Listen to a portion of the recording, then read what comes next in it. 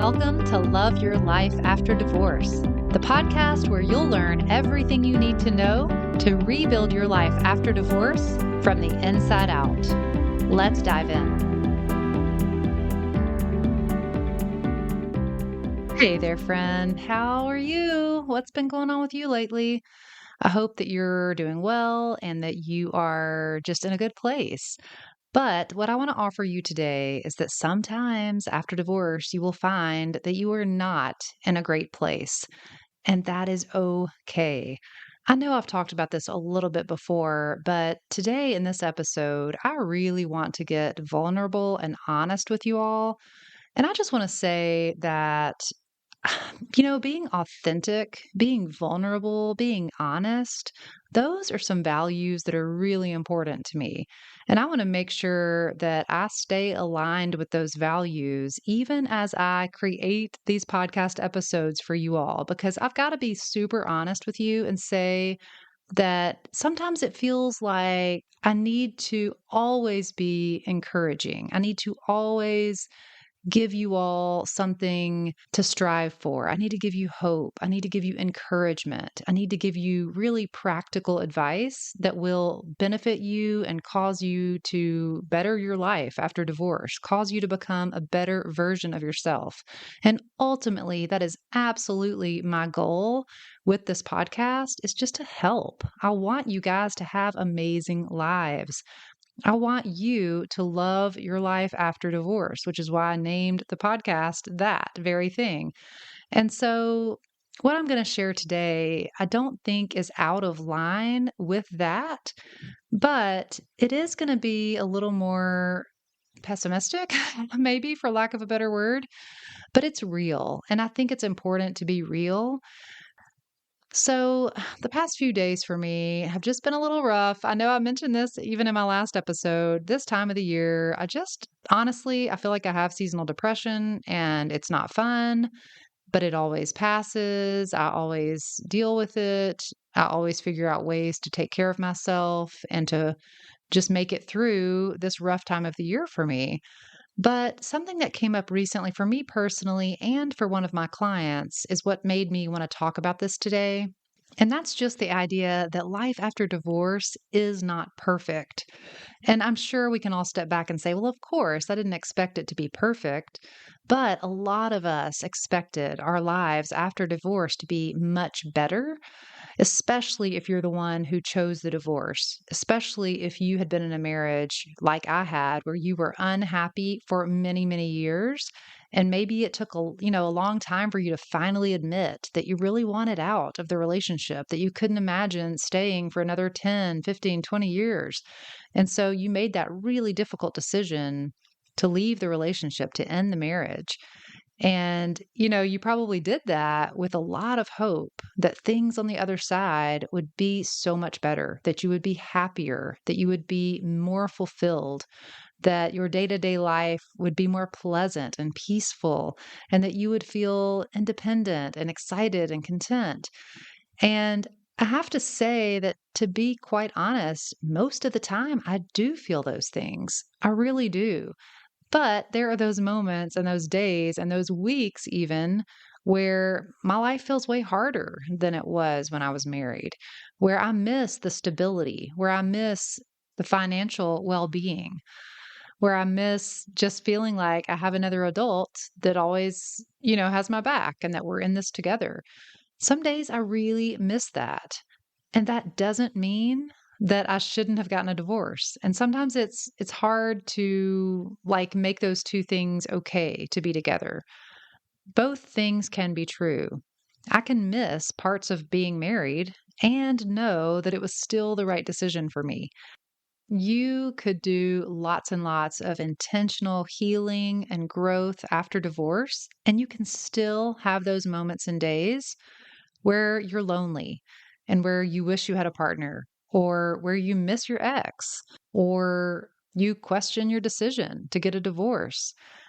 Having those thoughts and feelings does not negate the truth that you made the right choice, that you are better off divorced.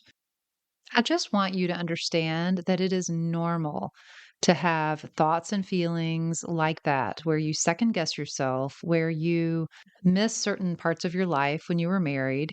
Because the truth is, life is always made up of positive and negative thoughts and feelings.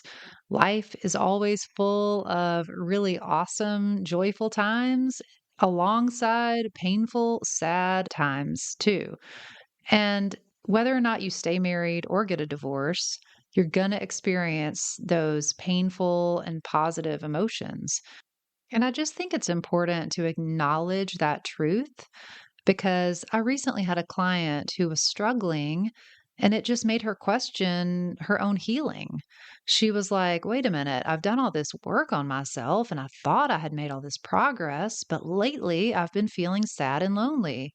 And I coached her and we worked through it, and she realized that it wasn't a problem that she was feeling sad and lonely. That's a normal part of being human. I mean, if you really think about it, there were probably a lot of times in your marriage where you felt sad and lonely in your relationship.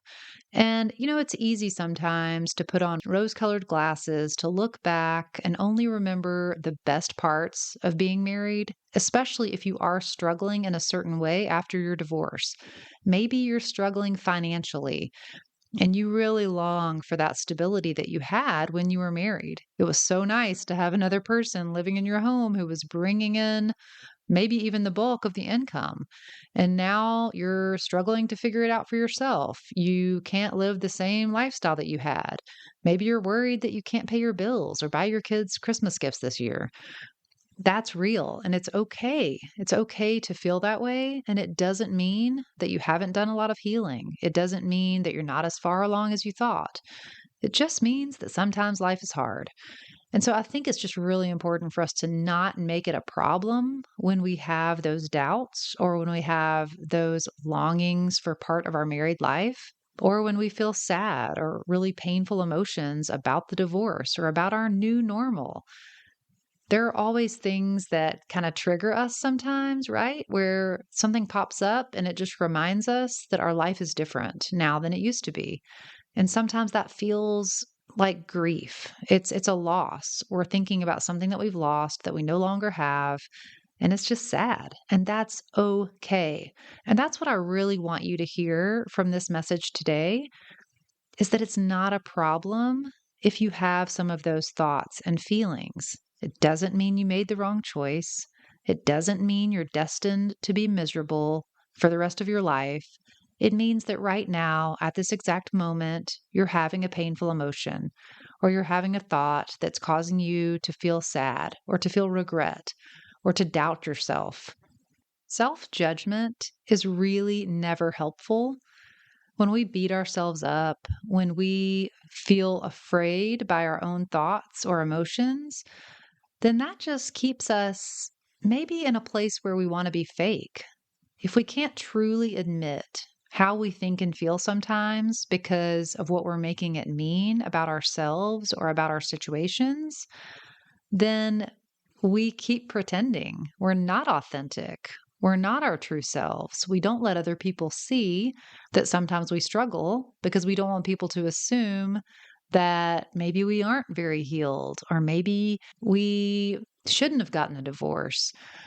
We sometimes fear other people's judgments about how we're doing as well. And so I just want to tell you, I see you. I understand. It happens to me.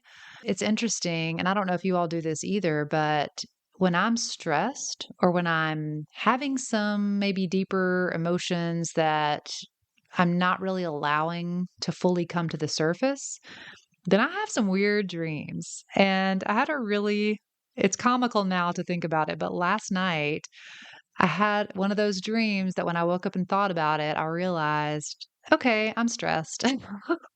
So my dream was that I was with a younger guy that I've never seen before. I don't know who he was, probably in his 20s, and he had a motorcycle. And I decided to take a ride on the motorcycle, and my ex-husband was also with me. So three of us are on a motorcycle, which of course doesn't make a lot of sense to begin with, but dreams, sometimes don't make sense. But I was in the middle. And so this young guy was driving. I was in the middle. My ex husband was behind me. And we take off and we start going down the interstate. And all of a sudden, I realize that we're going the wrong way. And all the cars are coming at us. And I start freaking out and screaming at the guy to pull over, that he's going the wrong way. And so he does. He gets off the road. And I'm like, oh, so relieved. And I'm thinking, okay, we're good now. And so then he gets back on the interstate. And the exact same thing happens. We're still going the wrong direction. All the cars are coming at us. I feel terrified, like we were about to die. And that was it. That was the entire dream. And when I woke up, I thought, what in the world? Like, I can really have some weird dreams sometimes, for sure. And I know that wasn't like super weird, but I mean, a motorcycle, a young guy that I've never seen, and there wasn't much plot. That's how a lot of my dreams are sometimes. There's not a lot of plot, but it's like a few moments in time. And usually it's accompanied by a really strong emotion. But I used to have this recurring dream where I knew I was stressed out because I would be running inside. It was always inside somewhere, which is interesting when I'm about to tell you what it was. But I was running and there were snakes all over the floor, like covering the floor. And in my dream, I would just be running like high knees, like trying to keep my feet up as high as I could to avoid getting bit by one of these snakes. And it would only last a few seconds, and then I would just wake up. There was never a resolution. I never got away from the snakes. I never got bit by the snakes, but it was just this panicked feeling of running. And that's similar to how I felt last night in this motorcycle dream. It was just this feeling of panic and of trying to basically keep myself safe. And ultimately, that's really, I think, what all of our fears are about. Our fears really boil down to wanting to stay safe. We want to be safe emotionally and physically. And, when you think about the fears you might have right now after divorce, I guarantee you that they're either about your physical safety or your emotional and mental safety. This morning, when I was driving home from church, I just had the feeling that this is what I needed to share with you today. So if this touches one person or helps one person, then that is totally worth it in my mind. And so I know this is not my typical episode where I try to give you, a great nugget of wisdom, or I try to leave you with a tool that I think is super helpful, that if you use it, that it will really improve your life. Today is me just commiserating with you. Today is me being super open, vulnerable, and authentic, and letting you know that even as someone who has been divorced now for 5 years and who has intentionally done so much work on myself and have intentionally built this life for myself after divorce that I love. I truly do love my life after divorce. There are so many things about my life now that are enjoyable, that are fulfilling. I like the version of myself better than I ever have, which honestly is my favorite part. It's not the fact that I own a house that I really love living in. It's not the fact that I have a car that's reliable and that I like the way it looks. It's not the fact that I have a good relationship with all four of my children, although that is extremely important to me, and I'm super thankful for that. But I will say that I think the thing I enjoy most or am most proud of after divorce is the relationship I have with myself, how I feel about myself, what I think of myself now, the things that I have done for myself, the way I take care of myself. That just makes me feel full of pride, just full of joy. It makes me feel, I can literally feel right now this just sense of warmth, just like radiating in my chest when I think about the person I have become, when I think about all the work that I've done on myself to get to this point. I just want to, I don't know, do some star jacks. Do you know what those are? I love to work out, by the way, but it's, a star jack is when you jump and like your arms and legs kind of go out to the side. That's what I feel like doing when I think about that. It's like I just want to celebrate myself.